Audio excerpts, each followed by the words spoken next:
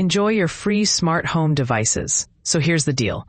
I had built a collection of smart home devices over a few years before we decided to move to a different state. Most of them were smart switches on the wall. Being a bit of a tech enthusiast, my setup was quite complex and required some tinkering. For instance, I had some devices configured to operate without reaching the cloud, meaning they could only be controlled through my home PC. Once my computer was off the network, those devices became essentially unusable, including the front door camera doorbell. A few years ago, we put our house up for sale in a hot market and received an offer right away.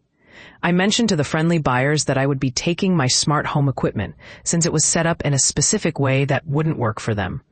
They didn't object, but I didn't explicitly include that in the contract. My oversight. As the closing date approached, I asked the buyers if they wanted to purchase the bundle ready to go.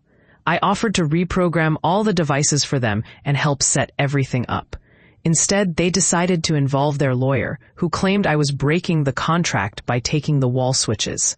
My lawyer tried to explain that removing the devices would actually benefit them, since they would be unusable without my computer, and required special equipment to reprogram. But their lawyer wouldn't budge. Eventually, my lawyer asked if I had any attachment to those devices.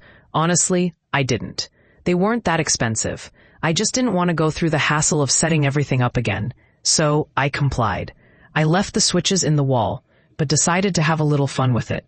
Since they were still mine until closing day, I explored some new features on the switches.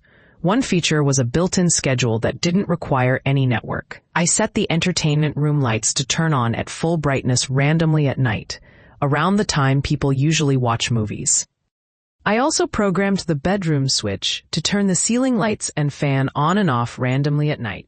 Plus, I had nice cabinet lights in the kitchen, and I bought a separate Wi-Fi controller to replace the original one, which wasn't attached to the wall. Technically, that was mine to take, and I did.